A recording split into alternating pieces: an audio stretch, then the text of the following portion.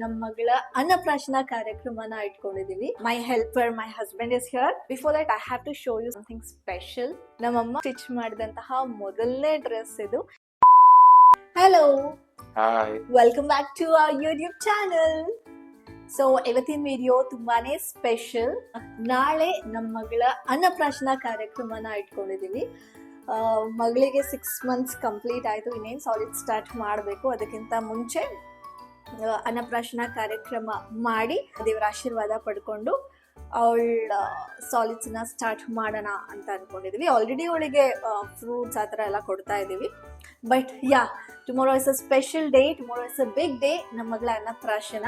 Generally ತುಂಬಾ ಜನ ಅನ್ನಪ್ರಾಶನ ಮಾಡೋದಕ್ಕೆ ಹೊರಗಡೆ ಟೆಂಪಲ್ಗೆ ಕರ್ಕೊಂಡು ಹೋಗ್ತಾರೆ. ಇನ್ನು ಸ್ವಲ್ಪ ಜನ ಮನೆಯಲ್ಲೇ ಪುರೋಹಿತರನ್ನ ಕರೆಸಿ ಇದೊಂದು ಫಂಕ್ಷನ್ ಮಾಡ್ತಾರೆ. ಬಟ್ ನಾವು ಮನೆಯಲ್ಲೇ ಸಿಂಪಲ್ ಆಗಿ ಮನೆ ಮಂದಿಗೆ ಸೇರ್ಬಿಟ್ಟು ಇದೊಂದು ಫಂಕ್ಷನ್ ಮಾಡೋಣ ಅಂತ ಅನ್ಕೊಂಡಿದೀವಿ.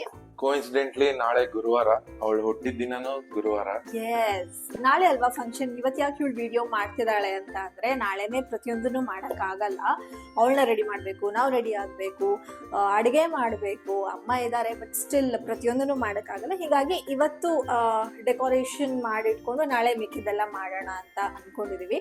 ಸೊ ಡೆಕೋರೇಷನ್ ಮಾಡಕ್ಕೆ my helper my husband is here. ಇವತ್ತಿನ ವಿಡಿಯೋದಲ್ಲಿ ಡೆಕೋರೇಷನ್ಸ್ ಅಂತ ಹಿಡಿದು ನಾಳೆ ಫಂಕ್ಷನ್ ಇಂದ ಹಿಡಿದು ಪ್ರತಿಯೊಂದು ಹೇಗಾಗುತ್ತೆ ಅನ್ನೋದನ್ನ ತೋರಿಸುವಂತಹ ಪ್ರಯತ್ನ ಮಾಡ್ತೀನಿ. ಮತ್ತೆ ಯಾಕೆ ತಡ ಮಾಡುದು, ಲೆಟ್ಸ್ ಗೆಟ್ ಸ್ಟಾರ್ಟೆಡ್.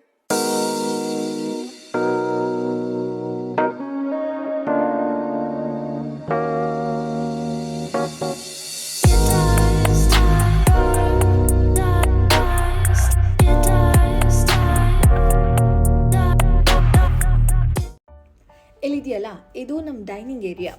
ಸೊ ಇಲ್ಲೇ ಫಂಕ್ಷನ್ ಮಾಡಬೇಕು ಅಂತ ಡಿಸೈಡ್ ಮಾಡಿದ್ದೀವಿ. ಈ ಗೋಡೆಗಿರೋದು ಒಂದೇ ನೇಲ್, ಸೊ ಅದನ್ನೇ ಬಳಸ್ಕೊಂಡು ಡೆಕೋರೇಟ್ ಮಾಡಬೇಕು.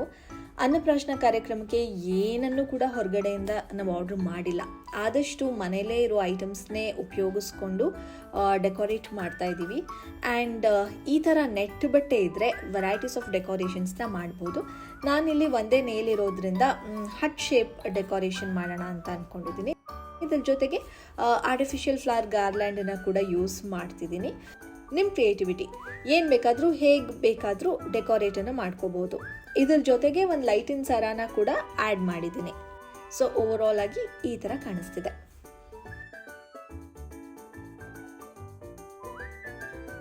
ಸೊ ಅಂತೂ ಡೆಕೋರೇಷನ್ ಮುಗಿಸಿದ್ವಿ. ನೆನ್ನೆ ರಾತ್ರಿ ಜಸ್ಟ್ ವಾಲಿಂದಷ್ಟೇ ಡೆಕೋರೇಟ್ ಮಾಡಿದ್ವಿ. ಇವತ್ತು ಬೆಳಿಗ್ಗೆ ಬೇಗ ಎದ್ದು ರೆಡಿಯಾಗಿ ಆಮೇಲೆ ಡೆಕೋರೇಷನ್ ಸ್ಟಾರ್ಟ್ ಮಾಡಿದ್ದು. ಒಂದಷ್ಟು ಹೂಗಳನ್ನು ಬಳಸಿ ಡೆಕೋರೇಟ್ ಮಾಡಬೇಕು ಅಂತ ಪ್ಲ್ಯಾನ್ ಇತ್ತು. ಹೀಗಾಗಿ ಗುಲಾಬಿ ಮತ್ತು ಸೇವಂತಿಗೆ ಹೂವನ್ನು ಆರ್ಡರ್ ಮಾಡಿದ್ದೆ. ಆ್ಯಂಡ್ ಅದ್ರ ಪೆಟಲ್ಸ್ನ ಎಲ್ಲ ಸಪ್ರೇಟ್ ಮಾಡಿ ತೆಗೆದಿಟ್ಟಿದ್ದೀನಿ. ಸೊ ಹೀಗಾಗಿ ಗುಲಾಬಿ ಮತ್ತು ಸೇವಂತಿಗೆ ಹೂಗಳ ಪೆಟಲ್ಸನ್ನು ಬಳಸಿ ಡೆಕೋರೇಟ್ ಮಾಡ್ತಾ ಇದ್ದೀನಿ. ಫಸ್ಟ್ ಅವಳ ಹೆಸರನ್ನು ರೋಸ್ ಪೆಟಲ್ಸ್ನಲ್ಲಿ ಬರೀತಾ ಇದ್ದೀನಿ. ನೀವು ನೋಡ್ತಾ ಇದ್ದೀರಲ್ಲ ಹೀಗೆ.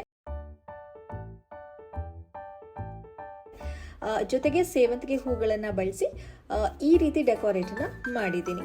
ಇನ್ನು ಈ ಐಡಿಯಾ ಹೇಗೆ ಬಂತು ಅಂತ ಕೇಳಿದರೆ, ಹೀಗೆ ಪಿಂಟ್ರೆಸ್ಟಲ್ಲಿ ಬ್ರೌಸ್ ಮಾಡಬೇಕಾದ್ರೆ ಸಿಮಿಲರ್ ಟು ದಿಸ್ ಡಿಸೈನ್ ಒಂದು ಫೋಟೋನ ನೋಡಿದೆ. ತುಂಬ ಇಷ್ಟ ಆಯಿತು, ತುಂಬ ಚೆನ್ನಾಗಿತ್ತು. ಸೊ ಅದೇ ರೀತಿ ಡೆಕೋರೇಟ್ ಮಾಡೋಣ ಅಂತ ಅಂದ್ಕೊಂಡು ಈ ರೀತಿ ಮಾಡ್ತಿದ್ದೀನಿ. ಮುಂದೆ ಬಂದರೆ ಆರತಿ ತಟ್ಟೆ, ದೇವ್ರನ್ನ ಎಲ್ಲ ಇಟ್ಟಿದ್ದೀವಿ. ಜೊತೆಗೆ ಒಂದಷ್ಟು ಊಟದ ಐಟಮ್ಸ್, ತಿನ್ನೋ ಐಟಮ್ಸ್ನ ಬೌಲಲ್ಲಿ ಹಾಕಿಟ್ಟಿದ್ದೀನಿ. ಆ್ಯಂಡ್ ಅಲ್ಲಿ ಸಿ ಪಿಲ್ಲೋ ಇಟ್ಟಿದ್ದೀನಿ, ಸೊ ದ್ಯಾಟ್ ಅವಳಿಗೆ ಕೂತ್ಕೊಳ್ಳೋಕ್ಕೆ ಸಪೋರ್ಟ್ ಸಿಗುತ್ತೆ ಅಂತ ಹೇಳಿ. ಆ್ಯಂಡ್ ಒಂದು ಪ್ಲೇನ್ ಬೆಡ್ಶೀಟ್ನ ಹಾಸಿ ಅದ್ರ ಮೇಲೆ ಈ ರೀತಿ ಡೆಕೋರೇಟ್ ಮಾಡಿದ್ದೀವಿ. ಇದು ನೆನ್ನೆ ಡೆಕೋರೇಟ್ ಮಾಡಿದಂಥ wall. So this is how it looks. And before that I have to show you something else, something special. Follow me.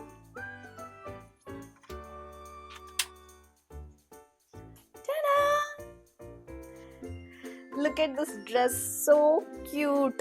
ಎಷ್ಟು ಕ್ಯೂಟ್ ಆಗಿದೆ, ಎಷ್ಟು ಮುದ್ದಾಗಿದೆ ಅಂದರೆ ನೋಡಿ. ಇದು ಎಷ್ಟು ಚೆನ್ನಾಗಿದೆ, ಶಾರ್ಟ್ ಆ್ಯಂಡ್ ಟೈನಿ ಆಗಿ, so sweet. And I'll show you the top. Backless top ಇದು ಮಗಳಿಗೆ. ಎಷ್ಟು ಚೆನ್ನಾಗಿ ಬಂದಿದೆ. ಇದರ ಸ್ಪೆಷಾಲಿಟಿ ಏನಪ್ಪ ಅಂದರೆ, ಇದನ್ನು ನಾವು ಎಲ್ಲೂ ಹೊರಗಡೆಯಿಂದ ಪರ್ಚೇಸ್ ಮಾಡಿಲ್ಲ. This is stitched by my ma'am.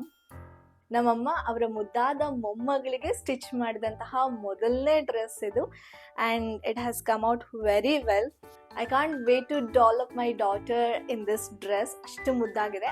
ತೋರಿಸ್ತೀನಿ ನನ್ನ ಮಗಳು ಹೇಗೆ ಕಾಣಿಸ್ತಾಳೆ ಈ ಡ್ರೆಸ್ಸಲ್ಲಿ ಅಂತ. ಜೊತೆಗೆ ನಾವು ಕೂಡ ರೆಡಿಯಾಗಿ ಇನ್ನೇನು ಫಂಕ್ಷನ್ ಸ್ಟಾರ್ಟ್ ಮಾಡಬೇಕು, 1 ಗಂಟೆ ಒಳಗಡೆ ಫಂಕ್ಷನ್ ಮುಗಿಸ್ಬೇಕು. ಸೊ ನಾವು ಪಟ್ ಅಂತ ರೆಡಿಯಾಗಿ ಬರ್ತೀವಿ. Will get dress and then will meet you. Function time ಆಗೋಗಿತ್ತು, ಸೊ ಹೀಗಾಗಿ ಫುಲ್ ಔಟ್ಫಿಟ್ ವಿಡಿಯೋ ಮಾಡೋಕ್ಕಾಗಿಲ್ಲ. ಬಟ್ ಎನಿವೇಸ್ ನೀವು ನೋಡ್ತಿದ್ದೀರಲ್ಲ, ಇದೇ ನಮ್ಮದು ಔಟ್ಫಿಟ್. ಇಲ್ಲಾಂದರೆ ಇಲ್ಲಿ ಫೋಟೋ ಹಾಕಿರ್ತೀನಿ ನೋಡಿ. So this is our outfit. ಮೊದಲನೇದಾಗಿ ದೇವ್ರಿಗೆ ಪೂಜೆ ಮಾಡಿದ್ವಿ, ದೇವ್ರಿಗೆ ಕೈ ಮುಗಿದ್ವಿ, ದೇವ್ರ ಆಶೀರ್ವಾದನ ಪಡ್ಕೊಂಡ್ವಿ.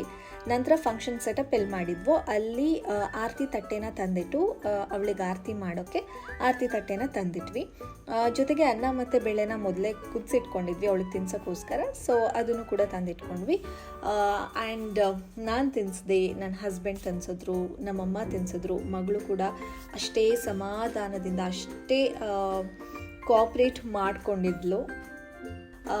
ಪಿಂಕ್ ಕಾಂಬಿನೇಷನಲ್ಲಿ 3 ಜನ ಟ್ವಿನ್ನಿಂಗ್ ಆಗಿದ್ವಿ.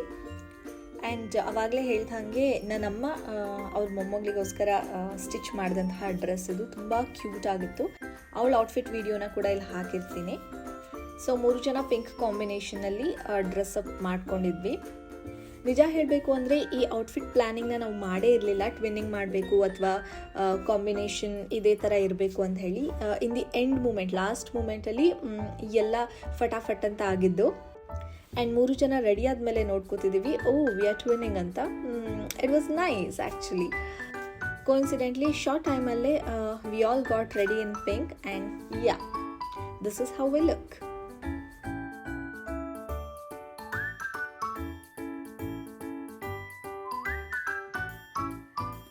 ಅಂತೂ ಇಂತೂ ಅನ್ನಪ್ರಾಶನ ಇವೆಂಟನ್ನ ಸಕ್ಸಸ್ಫುಲ್ ಆಗಿ ಕಂಪ್ಲೀಟ್ ಮಾಡಿದ್ವಿ. ನನ್ನ ಮಗಳು ತುಂಬಾ ಕೋಆಪ್ರೇಟ್ ಮಾಡಿದ್ಲು. ಬೆಳಿಗ್ಗೆಯಿಂದ ಅವಳು ಮಲಗಿರಲಿಲ್ಲ, ಒಂದು 5 ನಿಮಿಷ ಮಲಗಿದ್ಲು, ಬಟ್ ಎದ್ದುಬಿಟ್ಲು ಬೇಗ. ಸೊ ಅವಳಿಗೂ ನಿದ್ದೆ ಇರಲಿಲ್ಲ. ಬಟ್ ಸ್ಟಿಲ್ ನಾವೇನು ಮಾಡ್ತಾಳೋ ಅಳ್ತಾಳೆ ಅಂತ ಅಂದ್ಕೊಂಡಿದ್ವಿ. ಬಟ್ ಸ್ಟಿಲ್ ಈ ಇವೆಂಟ್ಗೆ ಅವಳು ಕೋಆಪ್ರೇಟ್ ಮಾಡಿದ್ಲು, ಅದು ತುಂಬ ಖುಷಿ ಆಯಿತು. ಆ್ಯಂಡ್ ಅಮ್ಮ ಅವಳಿಗೆ ಡ್ರೆಸ್ ಸ್ಟಿಚ್ ಮಾಡಿದ್ದು ತುಂಬ ಸ್ಪೆಷಲ್ ಆಗಿತ್ತು. ಮನೇಲಿ ನಾವೇ ಡೆಕೋರೇಟ್ ಮಾಡಿದ್ದು ತುಂಬ ಸ್ಪೆಷಲ್ ಆಗಿತ್ತು. ಆ್ಯಂಡ್ ನಾನು ಉಟ್ಕೊಂಡಿರೋ ಸ್ಯಾರಿ ಇದು 15ರಿಂದ 16 ವರ್ಷದ ಹಳೇದು. ಇದು ಕೂಡ ಸ್ಪೆಷಲ್ ಇವೆಂಟ್ಗೆ ತೊಗೊಂಡಿದ್ದು. ಸೊ ಇದನ್ನು ಈ ಇವೆಂಟ್ಗೆ ಯೂಸ್ ಮಾಡಿದ್ದು ಕೂಡ ತುಂಬ ಖುಷಿ ಆಯಿತು. ಓವರ್ ಆಲ್ ನೀಟಾಗಿ, ಸಿಂಪಲ್ ಆಗಿ, ಸೋಲ್ ಸ್ಯಾಟಿಸ್ಫೈಯಿಂಗ್ ಅಂತ ಹೇಳ್ತಾರಲ್ಲ, ಆ ಥರ ಈ ಫಂಕ್ಷನ್ನ ಕಂಪ್ಲೀಟ್ ಮಾಡಿದ್ವಿ. ನಿಮಗೂ ಈ ವಿಡಿಯೋ ಇಷ್ಟ ಆಗಿದ್ರೆ ಲೈಕ್ ಮಾಡಿ, ಶೇರ್ ಮಾಡಿ, ಸಬ್ಸ್ಕ್ರೈಬ್ ಮಾಡಿ. ಮುಂದಿನ ವಿಡಿಯೋದಲ್ಲಿ ಮತ್ತೆ ಸಿಗ್ತೀನಿ. ಟಿಲ್ ದೆನ್ ಟೇಕ್ ಕೇರ್, ಬಾಯ್, ಸೇ ಬಾಯ್.